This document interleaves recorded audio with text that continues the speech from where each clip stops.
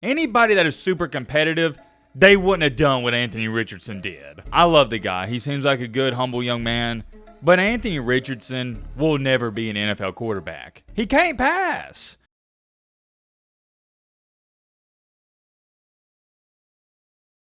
Ladies and gentlemen, boys and girls, hope all of you having a great Tuesday. Hope all of you having a great start to your week. If not, hope this video can make it a little bit better. Man, oh man, what in the world's going on with Anthony Richardson? We ain't talking about this dude in a hot minute. Now, a main reason for that is because this is mainly a college football channel. However, with that being said, I do really like keeping up with the NFL draft. We talk about that a lot, and I also like keeping up with and just seeing how these rookie quarterbacks and young quarterbacks are doing in the NFL. Although Mr. AR is not a rookie quarterback, he's been one of the more perplexing ones we've seen the past couple of seasons. Last year, with it being his rookie season, it didn't matter how bad he performed because everybody knew he was a project quarterback. Nobody expected him to go in there and do what CJ Stroud did at Houston. But with that being said, he didn't play in too many games before he suffered that season-ending injury. Fast forward time into this year, it hasn't been too much better, and what he did in this most recent Sunday is what had everybody talking. This stirred up a huge, and I mean a huge controversy. On a pivotal play for the Colts, Anthony Richardson subbed himself out of the game because he was quote-unquote, and this is according to him,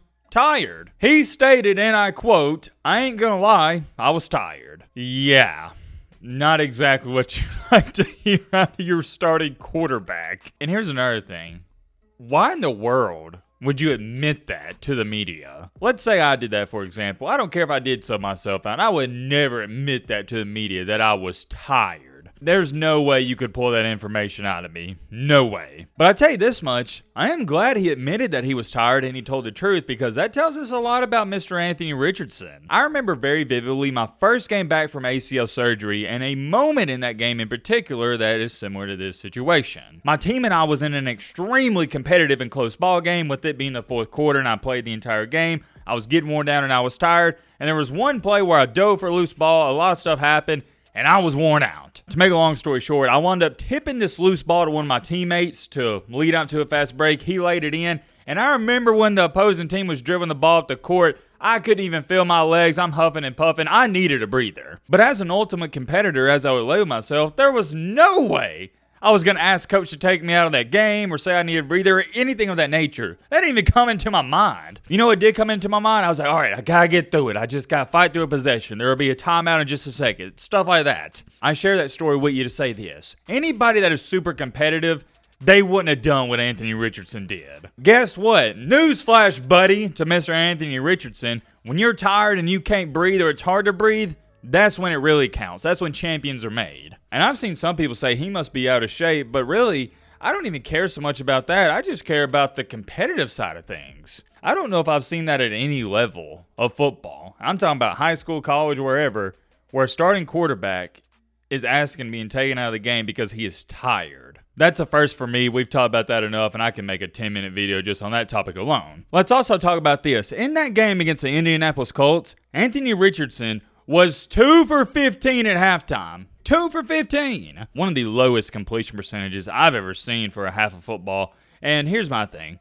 If your starting quarterback in the NFL is 2 for 15 at half or for any half, he shouldn't be starting. I'll get to that in just a second. And he wound up finishing the game 10 for 32. I'm going to say that again. 10 for 32. Pitiful to say the least. Had a $175, 1 touchdown, 1 INT. And I get it. Some people may be trying to come to his defense and say, well, Matt, he's a project quarterback like you already talked about. And I understand that completely. Can't emphasize that enough. But here's my thing, and this is dating back to Florida. Y'all know this.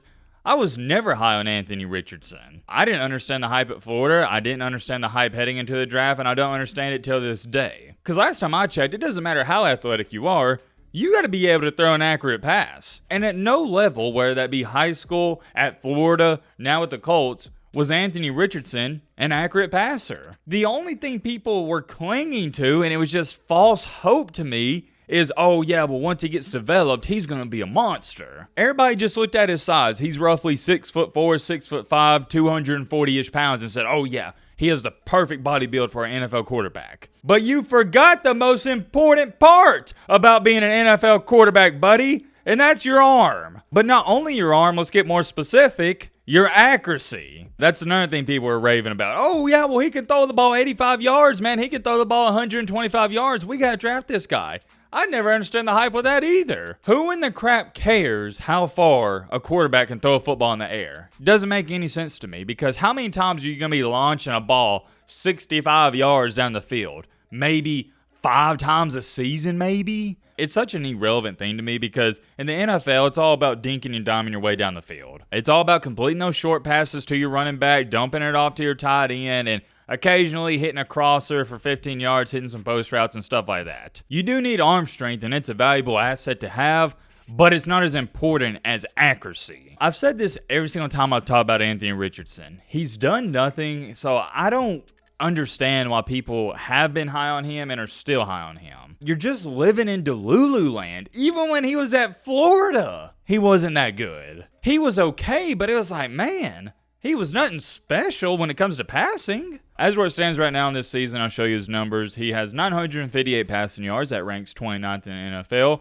4 touchdowns, tied for 32nd. 7 INTs, tied for 65th, and a QBR 38.4, that is 27th. It is worth mentioning he's playing for a overall pretty sound and solid football team outside of himself. I bring that up because if he was playing for the Carolina Panthers, these numbers would look way worse. I love the guy. He seems like a good, humble young man.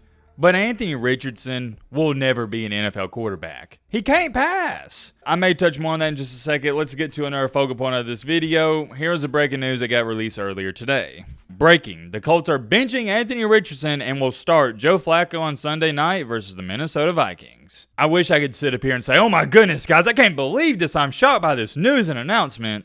But I'm not. The Colts aren't doing this because they think Joe Flacco's the chosen one and he's the next great Indianapolis Colts quarterback. I mean, the guy's about to retire any second now. They're doing this because Flacco gives them the best chance to win. You trot out Anthony Richardson on that field, you may win the game, but he doesn't give you the best chance. Let me also debunk this. I've seen people bringing up this stat. It's Anthony Richardson's first 10 career starts versus Josh Allen's. As you can see, similar numbers. Anthony Richardson, 7 passing touchdowns to Josh Allen, 7 passing touchdowns. Richardson has 5 rushing, Allen has 6. Allen has 13 turnovers, Richardson only has 11. Richardson has the edge in passer rating, and Allen has the edge in completion percentage. Allen's team, the Bills, went 4-6, Richardson 5-5. The whole record one, you can just wipe that off because the Colts, they have a sound ball club. But here's why I'm going to debunk this.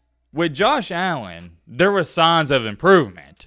With Anthony Richardson, there's no signs of improvement. If anything, the dude's getting worse. And I'm so sick of any time there's a 6'4", 6'5", 245-pound quarterback and they're not doing good. Everyone's like, oh yeah, well, remember Josh Allen also struggled? Can we stop that? Josh Allen is a unicorn. He's a one-on-one. You're not going to see another case and example like him. Number 1, Richardson doesn't have the arm accuracy to be an NFL starting quarterback. Number 2, he doesn't have the mindset. And number 3, he doesn't have the competitive edge to be a starting quarterback in this league. Your greats, not just in football, but any sport, they all have one thing in common. They're insanely competitive. It's to the point where people think they're crazy and there's something wrong with them. Well, Anthony Richardson doesn't have that mentality, and it's just not in his DNA. I give him credit. He finessed the league for what he get, like $25-30 million, but yeah, his career is over.